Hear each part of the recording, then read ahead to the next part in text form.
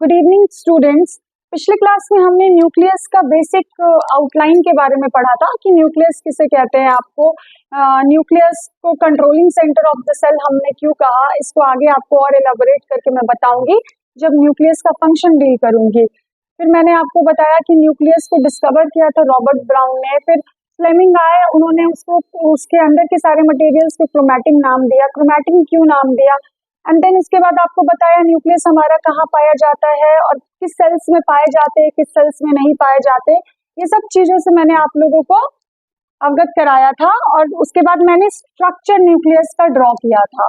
आज जो है हम हमारे न्यूक्लियस के स्ट्रक्चर को आगे कंटिन्यू करेंगे एंड देन हमारे न्यूक्लियस के कुछ फंक्शंस को देखेंगे। आपको आई होप आप लोगों को पिछले क्लास की जो वीडियोस थी उसमें सब कुछ क्लियर हो गया होगा कि एक न्यूक्लियस का बेसिक आउटलाइन किसे कहते हैं। अब आज जो हम पढ़ेंगे वो हमारा है स्ट्रक्चर ऑफ न्यूक्लियस। एक एक करके हम न्यूक्लियस के एक एक स्ट्रक्चर को पहले मैं आपको वर्बली बता दूंगी एंड देन फिर हम लिखते जाएंगे कि इसका क्या क्या फंक्शंस है। देखिए ये है हमारा न्यूक्लियस, सर्कुलर इन नेचर। आप देखिए सर्कुलर है हमारा न्यूक्लियस, मैंने गोल बनाया है, कोई एलिप्टिकल तो नहीं बना दिया है ऐसा, या कोई ओवॉइड शेप का तो नहीं बनाया है ऐसा, या रेक्टेंगल तो नहीं बनाया, या फिर सर्कुलर तो नहीं बनाया हमारा, सॉरी रेक्टेंगल या स्क्वायर तो नहीं बनाया, मैंने सर्कुलर बनाया। हमारा न्यूक्लियस जो है वो सर्कुलर इन शेप का है। आपको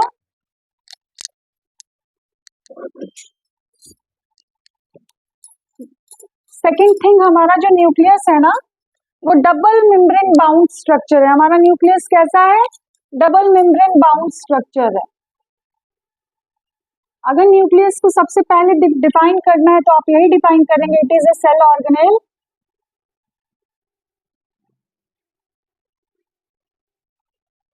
found in cell cytoplasm,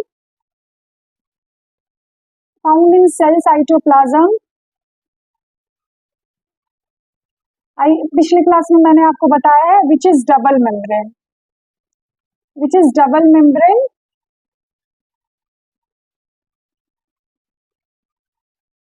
double membrane bound structure.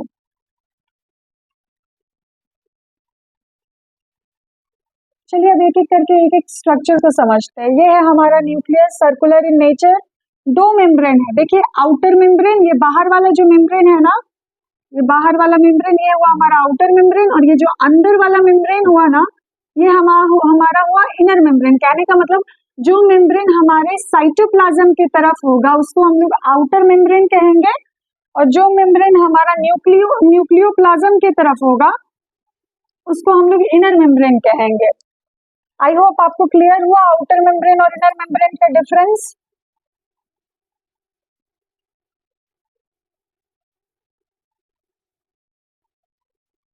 I hope outer membrane और इनर मेम्ब्रेन के बीच का डिफरेंस पता चला। जो मेम्ब्रेन हमारे साइटोप्लाज्म की तरफ होगा उसको हम लोग आउटर मेम्ब्रेन कहेंगे, और जो मेम्ब्रेन हमारे न्यूक्लियोप्लाज्म की तरफ मतलब न्यूक्लियस के कंटेंट की तरफ होगा, न्यूक्लियस के मटेरियल्स की तरफ होगा, उसको हम लोग इनर मेम्ब्रेन कहेंगे। ये आउटर मेम्ब्रेन और इनर मेम्ब्रेन का काम क्या होता है?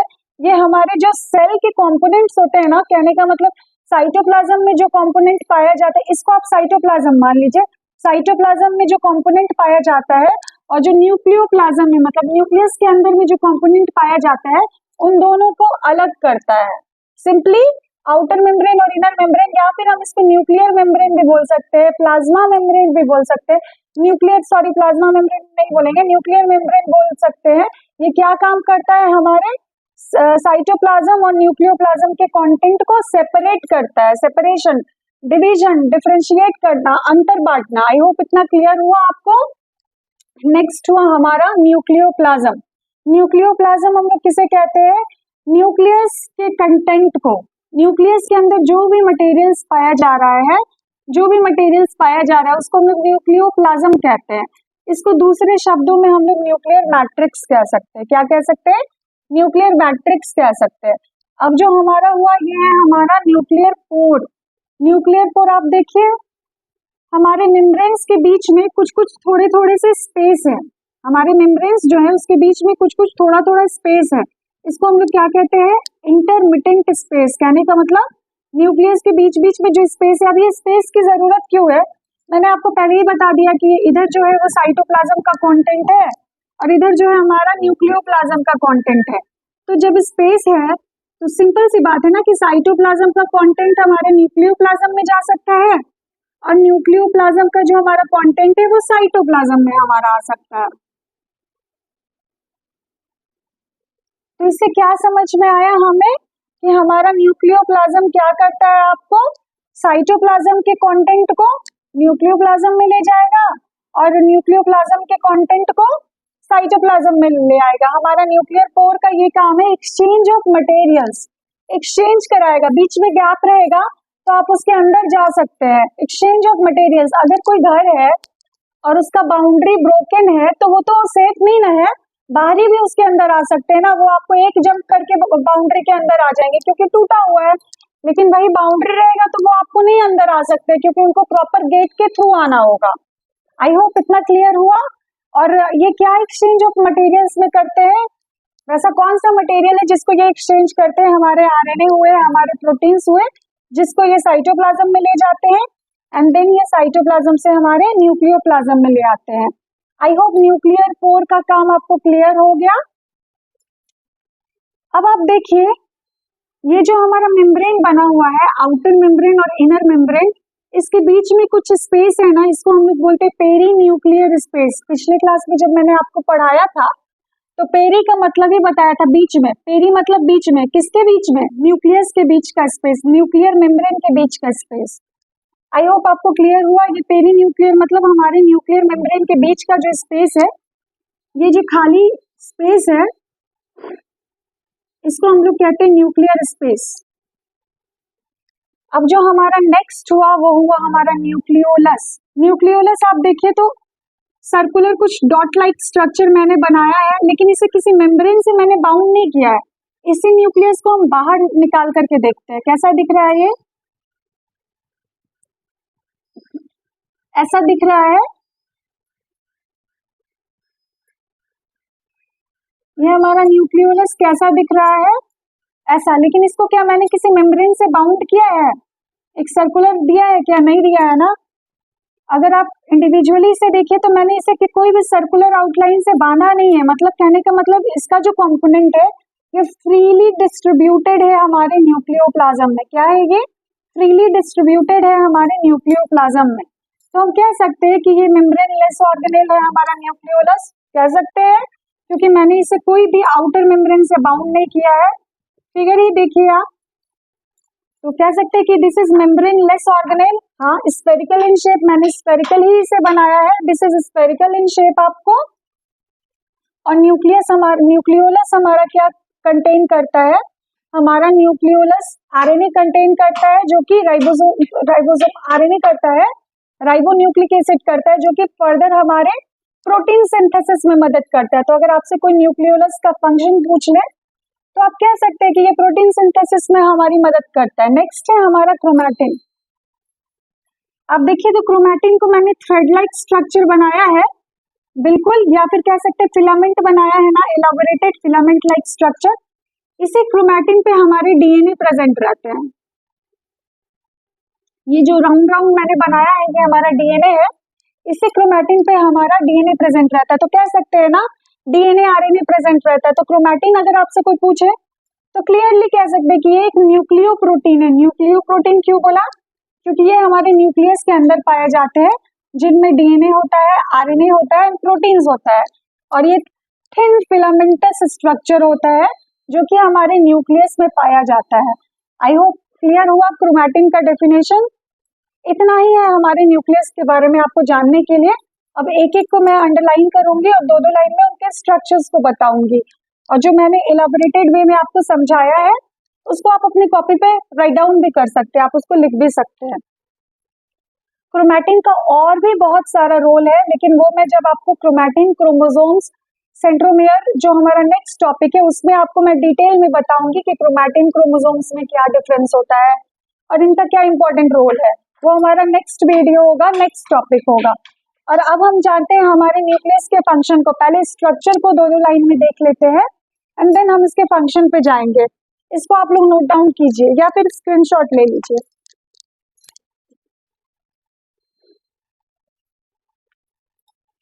मैं इसे रब करती हूँ क्योंकि दो दो लाइन में इनके सारे स्ट्रक्चर्स को बताना होगा।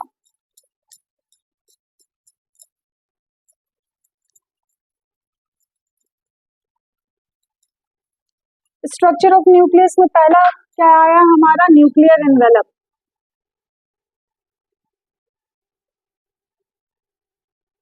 न्यूक्लियर एनवेलप को क्या कहेंगे हम लोग, न्यूक्लियर एनवेलप क्या हुआ, या फिर इसे हम लोग दूसरा क्या कहेंगे, न्यूक्लियर मेम्ब्रेन।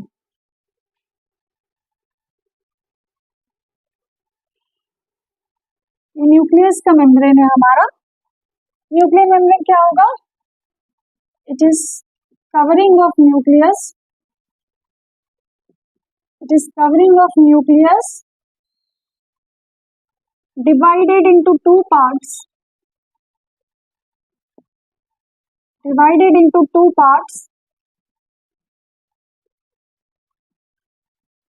outer membrane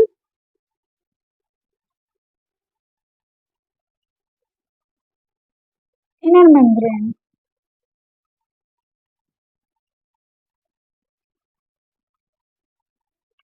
क्या करता है ये membrane, nuclear membrane,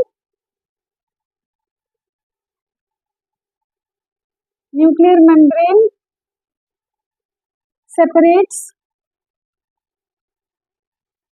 content of cytoplasm and nucleoplasm। I hope clear होगा।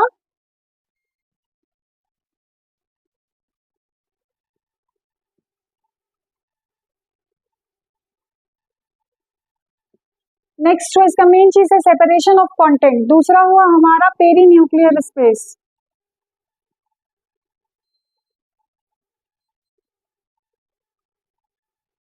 पेरी न्यूक्लियर स्पेस क्या कहता है, space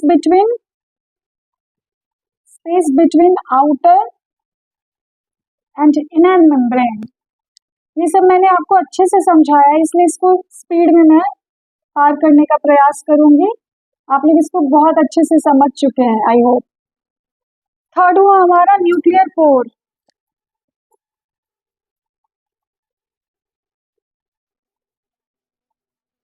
small intermittent structure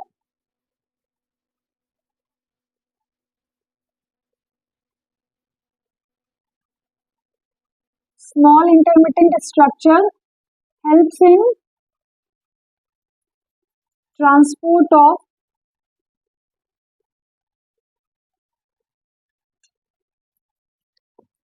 materials of cytoplasm and nucleoplasm।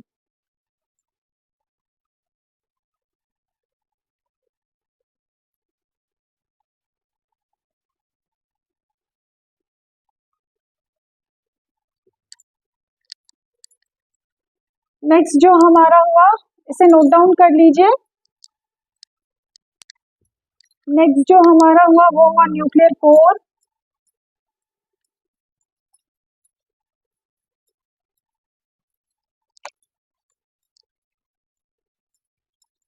Nuclear core बता दिया। नेक्स्ट हुआ हमारा nucleolus.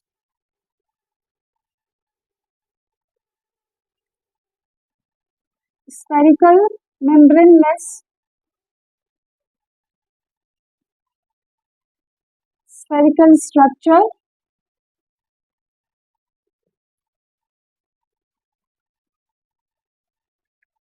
contains RNA and proteins। इससे समझ गए, helps in protein synthesis।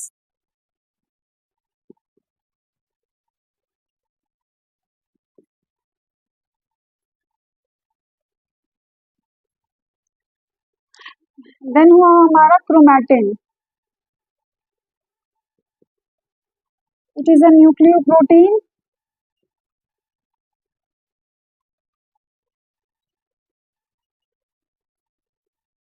filamentous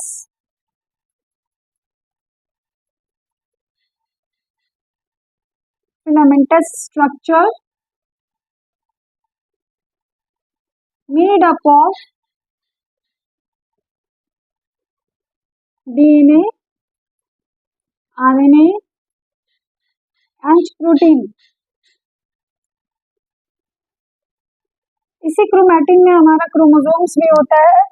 इसी क्रोमैटिन को हम लोग क्रोमोसोम्स भी कहते हैं जब वो न्यूक्लियस डिवाइडिंग स्टेट में होता है। जब ये अनडिवाइडिंग स्टेट में होता है तब हम लोग क्रोमैटिन कहते हैं, और जब सेल डिवाइड करता है देन हम लोग उसको क्रोमोसोम्स कहते हैं। और इसी के अंदर हमारा जेनेटिक मटेरियल होता है जो कि सारा इंफॉर्मेशन कैरी करता है और सारा इंफॉर्मेशन पास ऑन करता है नेक्स्ट जेनरेशन में। आपको आई होप ये क्लियर हुआ हमारा क्रोमैटिन। इतना हमें पढ़ना था स्ट्रक्चर ऑफ न्यूक्लियस में। अब हम देखते हैं फंक्शंस हमारे न्यूक्लियस का क्या है। इसका स्क्रीनशॉट ले ले आप लोग। फंक्शंस जो है हमारा न्यूक्लियस का क्लियर है, इसको हम लोग कह रहे थे कंट्रोलिंग सेंटर ऑफ सेल, मतलब ये सारे सेल्स के एक्टिविटीज को कंट्रोल कर रहा है। जैसे कि हमारा जो जीन एक्सप्रेशन है, जीन कैसे काम करेगा, अगर एक भी जीन गड़बड़ काम कर दिया तो फिर जो रिजल्ट होगा, जो आउटकम होगा वो गड़बड़ निकल जाएगा, एक एनोमली हो जाएगा, गड़बड़ी हो जाएगी आपको। यही आपको डीएनए रेप्लिकेशन भी कराता है, यही आपको ट्रांसक्रिप्शन भी कराता है, यही आपको ट्रांसलेशन भी कराता है। अब आप बोलिएगा ये सारे वर्ड्स क्या है मैम, तो जब हम लोग जेनेटिक्स टॉपिक को पढ़ेंगे, जेनेटिक्स का जो डीएनए रेप्लिकेशन वाला जो चैप्टर है हमारा डीएनए, उसमें एक एक चीज को मैं आपको काफी डिटेल्स में और अच्छे से बताऊंगी। ये हमारा सेल डिवीजन भी कराता है। सेल अगर डिवाइड नहीं करेगा, सेल अगर ग्रो नहीं करेगा तो एक इंडिविजुअल बड़ा कैसे होगा, चाहे वो फिजिकल फॉर्म में भी बड़ा नहीं होगा, और अगर उसका जेनेटिकल मेकअप या उसका जो इंटरनल स्ट्रक्चर एनाटॉमी देखेंगे उसका भी ग्रोथ नहीं हो पाएगा। तो सेल ग्रोथ बहुत जरूरी है, सेल डिवीजन बहुत जरूरी है। सपोज दैट अगर हम और आप कहीं मार्केट में है, घूम रहे और हमारे हाथ में चोट लग गया तो वहां से ब्लीडिंग होने लगी, तो अगर न्यूक्लियस का ये फंक्शन सेल डिवीजन नहीं रहेगा तो जो हमारा जो वुंड्स है वो कभी हील ही नहीं होगा, और हील नहीं होगा तो फिर बताइए सर्वाइवल कैसे पॉसिबल है। ये तो मैंने आपको बहुत ही छोटे लेवल पे उदाहरण बताया। अगर इसका ब्रॉड लेवल पे जब इसके फंक्शंस को आप जानिएगा, जो कि हमारा न्यूक्लियस चैप्टर है, तो उसमें आप बहुत अच्छे से जानिएगा कि एग्जिस्टेंस ही पॉसिबल नहीं है न्यूक्लियस के बिना। तो इसका मतलब ये सेल ग्रोथ करता है, सेल डिवीजन करता है, इवन रिप्रोडक्शन में इसका इंपॉर्टेंट रोल रहता है। आपको आई होप न्यूक्लियस का फंक्शंस क्लियर हुआ। एक एक लाइन में मैं इसके फंक्शंस को बस बता देती हूँ। बेसिकली जो सवाल आते हैं ना न्यूक्लियस से, इसके स्ट्रक्चर से सवाल आते हैं आपको। फंक्शन देखिए न्यूक्लियस का, controlling centre of cell,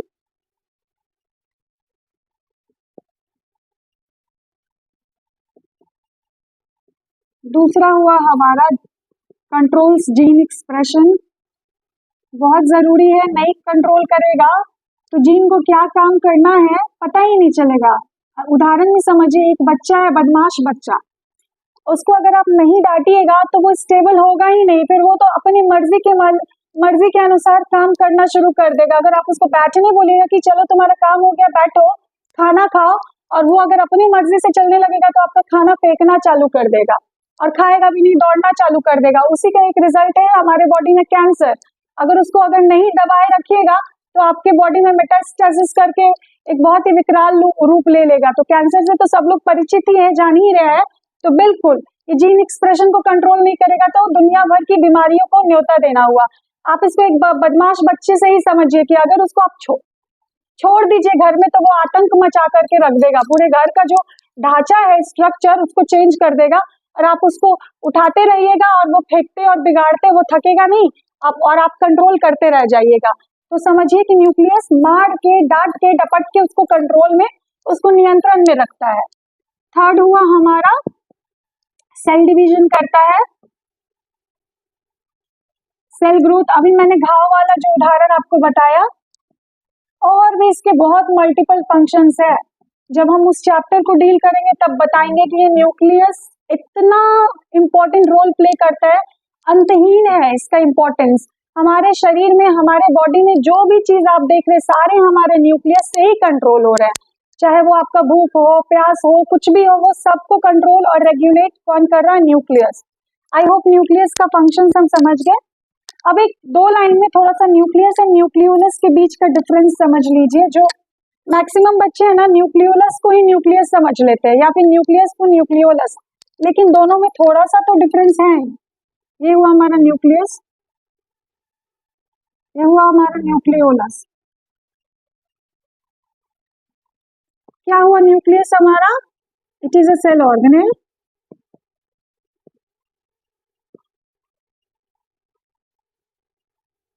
nucleolus क्या हुआ हमारा? Content of nucleus.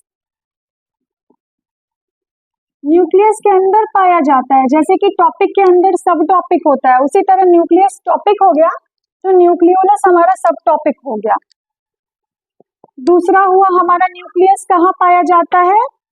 Cell cytoplasm में। लोकेशन कहाँ है इसका? साइटोप्लाज्म।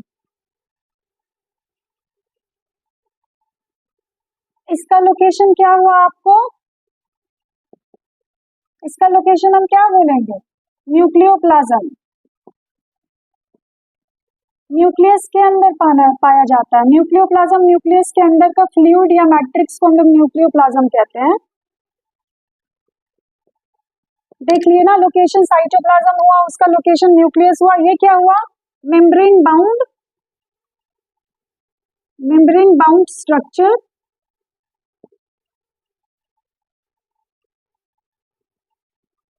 ये क्या हुआ हमारा? मेम्ब्रेनलेस।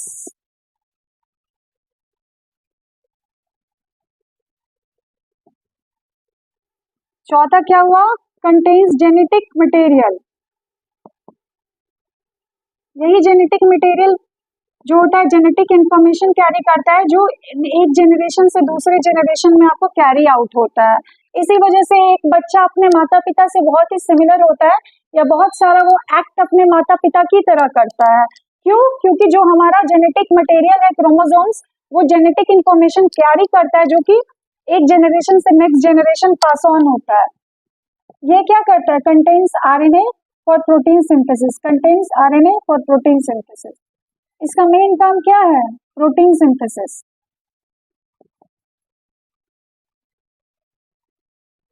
न्यूक्लियस हमारा कैसा दिखता है? ऐसा न्यूक्लियस दिखता है, और ये कैसा दिखता है? ऐसा। आई होप डिफरेंस क्लियर हो गया होगा। Difference between nucleus and nucleolus.